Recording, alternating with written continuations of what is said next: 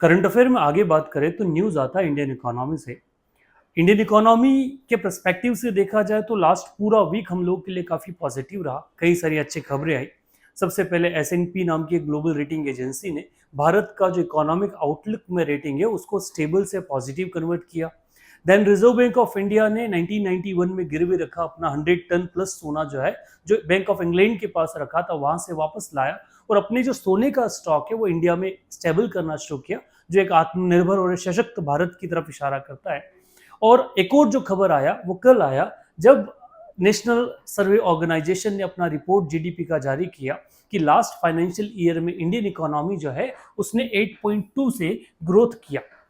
ये जो ग्रोथ है ये प्रोजेक्शन के आधार पर अगर देखा जाए तो जो अलग अलग एजेंसीज ने प्रोजेक्ट किया था उससे काफी अलग है। और अगर इसी रिकॉर्ड के बारे में बात किया जाए तो ये रिपोर्ट दो चीजों को कंटेन करता है। पहला कि जो fourth quarter in the sense जनवरी, फरवरी और मार्च वाला जो क्वार्टर, उसमें जो जीडीपी रहा इंडिया का वो 7.8% से ग्रो किया।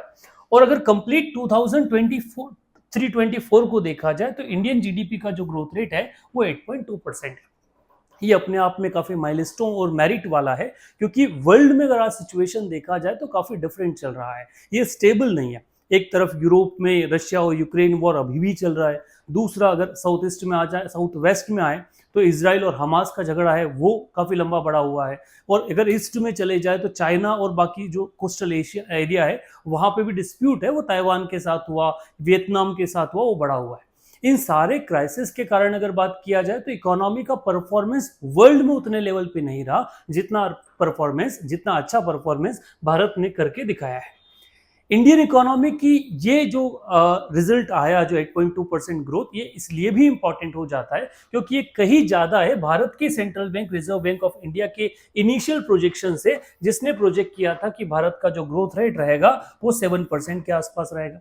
हाँ, इससे थोड़ा ज्यादा जो ग्रोथ रेट का प्रोजेक्शन था वो आईएमएफ का जरूर था, जिसने ग्रोथ रेट प्रोजेक्शन को 7.8 रखा था।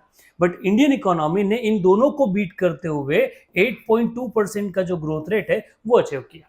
ये वैसा है कि बेसिकली आज जो है वो लास्ट डे है वोटिंग का, और उस समय मोदी जी का रिजल्ट आया कि हाउ ही परफॉर्म, और यही बेस रहा है एस&पी ने जो आपका रेटिंग चेंज किया है उस रेटिंग चेंज करने का।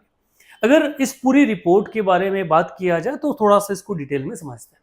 पहला, बेसिकली फाइनेंशियल ईयर 2023-24 जो है वो आपका मार्च 31 को खत्म हो गया। बट जीडीपी का डेटा जो लास्ट पूरे फाइनेंशियल ईयर का निकलता है उसमें लगभग 2 महीने का समय लग जाता है, and that is the reason कि ये जो डेटा है ये 31 मई को रिलीज हुआ। ये रिलीज करने का जो अथॉरिटी है वो अथॉरिटी है आपका नेशनल स्टैटिस्टिकल ऑफिस के पास में। ये जो नेशनल स्टैटिस्टिकल ऑफिस है इसका एक अकाउंट है या डिवीजन है, जिस डिवीजन को हम कहते हैं नेशनल अकाउंट डिवीजन। इस नेशनल अकाउंट डिवीजन ने ये प्रेस नोट निकाला जिसमें उसने provisional estimates of annual GDP growth 2023-24 को प्रोजेक्ट किया। अब ये नेशनल स्टैटिस्टिकल ऑफिस जो है ये आता है किस ऑर्गेनाइजेशन के अधीन? तो ये आता है ministry of statistics and programme implementation of government of India. So ये जो पूरा ऑर्गेनाइज, इसके ऊपर कई क्वेश्चन आए हुए हैं। ये इससे क्वेश्चन एमपीपीएससी में भी पूछा गया है, इससे क्वेश्चन आपका एसएससी में भी पूछा गया है, और ये आपका यूपीएससी में भी एक बड़ा रोल प्ले करता है, जहां से क्वेश्चन आता है कि कौन डेटा का कलेक्शन करता है, कौन रिपोर्ट जारी करता है, कौन डेटा का कंप्यूटिंग करता है। तो ये सारे के सारे ऑर्गेनाइजेशन नेशनल स्टैटिस्टिकल ऑफिस के बीच में आते हैं। किस मिनिस्ट्री के अधीन आता है? तो ministry of statistics programme implementation government of India. इसका मिनिस्टर कौन है ये आप कमेंट में गेस कर सकते हैं। सो ये जो रिपोर्ट है ये रिपोर्ट किसने निकाला? नेशनल स्टैटिस्टिकल ऑफिस ने निकाला। और कौन से फाइनेंशियल ईयर का है? 2023-24 का जो पुराना फाइनेंशियल ईयर था।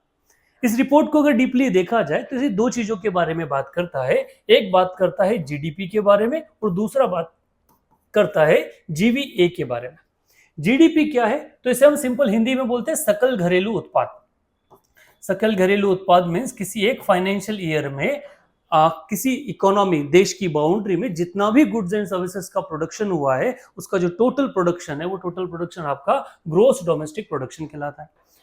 जीवीए क्या होता है? तो जीवीए होता है कि जब जीडीपी में आप टैक्सेस को और सब्सिडीज को भी ऐड कर देते हो और जो रिजल्ट आता है वो जीवीए होता है। ठीक है, एक डेफिनेशन इसका जो बनेगा वो ये बनेगा कि GDP plus taxes and subsidy आपका क्या हो जाएगा, जीवीए। दूसरी तरफ से अगर जीवीए को देखा जाए तो ये ग्रोस वैल्यू एडिशन है। मीन्स जब प्रोडक्शन सेक्टर में बात किया जाए तो पर्टिकुलर फाइनेंशियल ईयर में जो भी प्रोडक्टिविटी को एनहांस करने के लिए जितना ज्यादा वैल्यू एडिशन हुआ वो वैल्यू एडिशन आपका जीवीए कहलाता है। अगर इस रिपोर्ट को देखा जाए तो रिपोर्ट कहता है, अच्छा इसमें एक और चीज आता है जो जीडीपी और जीवीए दोनों में काम होता है, जिसमें एक शब्द निकल के आता है रियल और दूसरा शब्द निकल के आता है नॉमिनल। रियल जीडीपी या रियल जीवीए किसे कहा जाएगा, तो जो चीज बेस ईयर के साथ में कंप्यूट किया जा रहा है, जिसका बेस ईयर हमारा जो है वो 2011-12, सो 2011-12 के बेस पर जब हम डेटा का कंप्यूटेशन करते हैं तो उसे हम कहते हैं रियल जीडीपी जीएनपी। और दूसरे तरफ अगर अपन चले जाएं नॉमिनल के बारे में जब हम बात करते हैं तो ये बेस आपका जो करंट ईयर होता है उस करंट ईयर पे बेस काम करता है। Current year in the sense 2024 जब जो 23-24 चल रहा है उस पर। इसके अंदर इशू ये होता है कि इन्फ्लेशन जो है उसको भी साथ में लेके चलता है, इसलिए यहाँ पे हमें रियल रिजल्ट नहीं मिलते, तो हम इसको रियल जीडीपी है जीएनपी किसको कहते हैं, तो हम वो कहते हैं आपका जो इसमें बेस ईयर के साथ कंप्यूटेशन हो रहा है। अगर इसी रिपोर्ट के हाइलाइट्स को देखा जाए तो रियल जीडीपी का जो एस्टिमेशन है 2023-24 के लिए वो 8.2% रहा और ग्रोथ रेट 2022-23 में कितना था, तो वो 7% था। सो मीन्स हमने 7% से ग्रो करके अब कितना ग्रोथ किया, 8.2% का ग्रो किया। वही नॉमिनल जीडीपी में अगर बात किया जाए तो हमारा जो ग्रोथ रेट रहा है वो 9.6% रहा है, जो 2022-23 में 14.2% था। ये अंतर इसलिए आता है क्योंकि समय के साथ इन्फ्लेशन जो है वो कम ज्यादा होता है। इस 22-23 में इन्फ्लेशन का रेट डाउन था और इस वाले टाइम पीरियड पे इन्फ्लेशन का रेट ज्यादा होने के कारण ये चीज हम देखते हैं। वहीं अगर ग्रॉस वैल्यू एडिशन के बारे में अगर बात करें तो बात आ जाता है कि 2023 में 7.2% था, किससे बढ़कर 6.7% में जो 22-23 में था। ये रियल है। और अगर वही मैन्युफैक्चरिंग या अलग अलग सेक्टर में बात किया जाए तो अलग अलग डेटा आपको जो है वो मिल जाएगा। ये इंडियन इकोनॉमी के लिए काफी पॉजिटिव इंपैक्ट इसलिए रखता है क्योंकि यही वो चीजें हैं जो इन्वेस्टर्स किसी देश में इन्वेस्ट करने से पहले सोचता है। क्योंकि जब भी हम कहीं फीडबैक लेने जाते हैं, जब भी हम हमारा पैसा लगाते हैं, इन्वेस्ट करते हैं, हम अर्न करना चाहते हैं, तो ये ग्रोथ लोगों को अट्रैक्ट करता है that particular economy have more potential to convert your money या डबल योर मनी, और वो इंडिया यहाँ से अट्रैक्ट करता है। अगर पुराना रिकॉर्ड अपन देखें जो आपका जीडीपी के हिसाब से रहा है, तो अगर हम over the period of time हम 2013-14 से ग्रोथ को ही अचीव किया। जो ग्रोथ सबसे हाईएस्ट रहा था 2021-22 में, जब आपका कोविड पोस्ट कोविड पीरियड जब हम कहते हैं उसमें, जहां हम 9.7% का ग्रोथ अचीव किए थे। बट ये अब वो नॉर्मल इसलिए था क्योंकि हमने 2021 में कोविड के कारण एक डीप देखा था, इस डीप के कारण ये ग्रोथ थोड़ा सा हाई हो गया था। बट ओवरऑल अगर देखा जाए तो स्टेबल इनकम टू, अगर हम 12 को हटा भी देते हैं और 13-14 से शुरू करते हैं तो एक स्टेबल ग्रोथ हमको इकोनॉमी में दिखता है जो फ्लाइंग मोड में है कि इंडियन इकोनॉमी इज फ्लाइंग। और ये चीज यहां रुकते नहीं, ये आपको 8.2 तक ले जाता है और कहीं ना कहीं ये एश्योर करता है कि आने वाले साल में इंडियन इकोनॉमी जो है उसका जो ग्रोथ होगा वो ज्यादा होगा। ये चीज एनुअल जीवीए के बारे में भी लागू होता है। यहां भी अगर मैं कोविड वाले पीरियड को छोड़ दूं और कोविड के बाद नेक्स्ट ईयर जो है जिसमें एक्सपोनेंशियल ग्रोथ 9.4% का मिला, इसको छोड़ दूं तो हमने एक स्टेडी ग्रोथ जो है वो अपना रखा है, जहां हमारा जो प्लेन है वो बिल्कुल रनिंग से फ्लाइंग मोड पे चल रहा है। ये दोनों ग्राफ इंडियन इकोनॉमी के पॉजिटिव स्टेटस को दिखाते हैं, पॉजिटिव हेल्थ को शो करते हैं और यही लगभग आपको बाकी जो इन्वेस्टर्स हैं उनको अट्रैक्ट भी करते हैं। अगर मैं पूरे जीवीए जो आपका फाइनेंशियल ईयर लास्ट ईयर का रहा उसमें सेक्टर वाइज कंट्रीब्यूशन के बारे में बात करूं तो सबसे ज्यादा जो कंट्रीब्यूशन रहा वो financial, real estate and professional services का रहा, जिसको अपन सर्विस सेक्टर के नाम से भी जानते हैं। इसका हाईएस्ट कंट्रीब्यूशन आपने 23% शो देखा। सेकेंड अगर देखा जाए तो सेकेंड पोजीशन पे आपका रहा agriculture, live stock, forestry and fishing.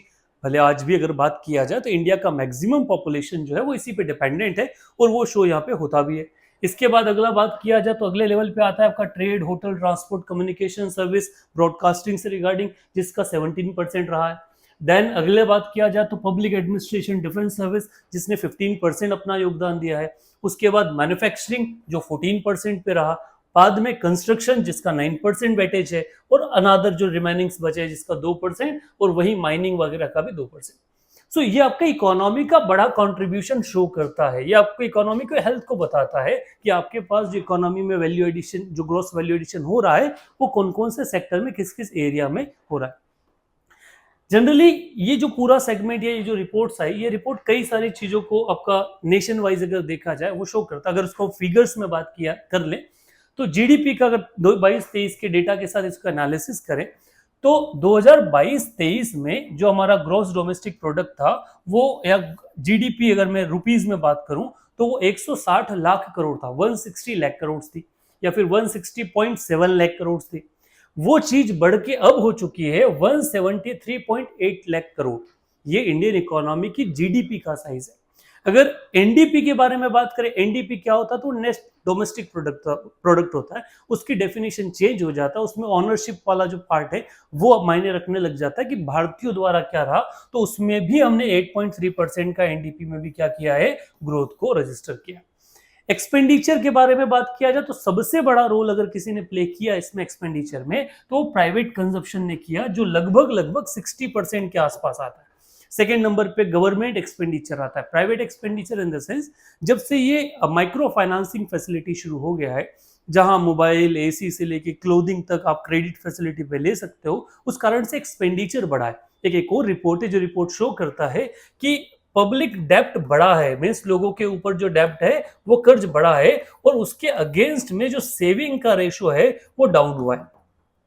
ये अगर ऐसे देखा जाए तो थोड़ा सा अलार्मिंग लगता है, परंतु जो नए इकोनॉमी, न्यू इकोनॉमिक पैरामीटर्स पे देखा जाए तो जनरली डेवलप्ड इकोनॉमी में सेविंग का रेशो कम होता है। आप अमेरिका चले जाओगे तो वहां का जो ग्रॉस सेविंग है वो काफी कम है, क्योंकि वो डेवलप्ड है, और क्योंकि लोग इन्वेस्टमेंट करना ज्यादा पसंद करते हैं, जीना ज्यादा पसंद करते हैं। वो चीज इंडिया भी आज अडॉप्ट कर रहा है, और हम देख रहे हैं कि हर सेक्टर जो उसमें बूम है। क्लोथिंग बूम है पे, अब क्लोथिंग, नया कपड़े खरीदने के लिए हम दिवाली या रक्षाबंधन का इंतजार नहीं कर रहे, जब मन हो रहा है तब परचेज कर रहे हैं। पहले ये था कि आपका शॉपिंग का टेन्योर फिक्स था कि आप दिवाली पे खरीदेंगे, आपका होली पे होगा, घर कलर जो है वो दिवाली पे होना है, नए कपड़े अलग जगह त्योहार पे आने हैं।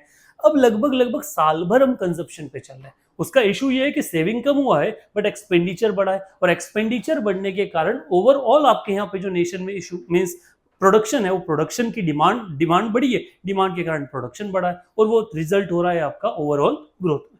अगर इसी चीज को देखा जाए तो अगर मैं शेयर ऑफ जीडीपी देखा जाए तो वो भी यही कहानी कहता है कि जो प्राइवेट वाला है उनका जीडीपी में शेयर सबसे ज्यादा है, देन गवर्नमेंट आपका जो आता है उसका शेयर आता है, बाद में आपका फिक्स कैपिटल जो अलग अलग फॉर्मेशन हो रहा है उसका शेयर आता है।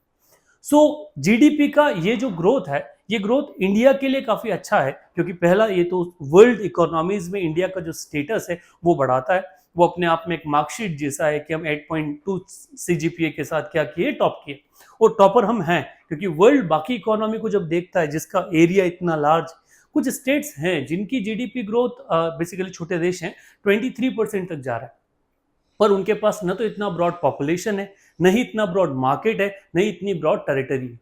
इंडिया इन सब में आगे, एक तो वर्ल्ड लार्जेस्ट पॉपुलेशन लेके बैठे हैं, टेरिटरी हमारे पास ज्यादा है, इश्यूज हमारी टेरिटरी के अंदर ज्यादा है, इन सब होने के साथ भी हमारा जो परफॉर्मेंस है वो परफॉर्मेंस बाकी की तुलना में काफी अच्छा है। होप्सो आने वाले टाइम पीरियड पे भी यही जो चीजें हैं वो कंटिन्यू रहे। ठीक है, नई जो गवर्नमेंट का फॉर्मेशन होता है 4 तारीख बाद, आज एग्जिट पोल भी आ जाएगा, तो 4 तारीख बाद जो नया प्रोजेक्शन होगा उसको अपन आगे देख सकते हैं। इससे रिलेटेड वीडियोस जो एसएनपी वाला है हमने इस पे पोस्ट किया है, और अगर आप सिविल सर्विस यूपीएससी की तैयारी कर रहे हैं और करंट अफेयर को थ्रू आउटली कवर करना चाहते हैं, सिर्फ उन टॉपिक को जिनका सिलेबस में इंपॉर्टेंस है, तो कल्पाक्ष आपके लिए रेगुलर सीरीज के रूप में डेली करंट अफेयर पोस्ट कर रहा है, जो सिर्फ इंपॉर्टेंट टॉपिक पे स्टिक करता है। ये पूरा एक पार्ट है, इसमें सेकंड जब हम लेकर आने वाले हैं जिसमें आपको एमसीक्यू देंगे, जिसमें जो भी क्वेश्चन टॉपिक हमने पढ़ाए हैं उनसे कैसे प्रोबेबल क्वेश्चंस बन सकते हैं। So thank you very much.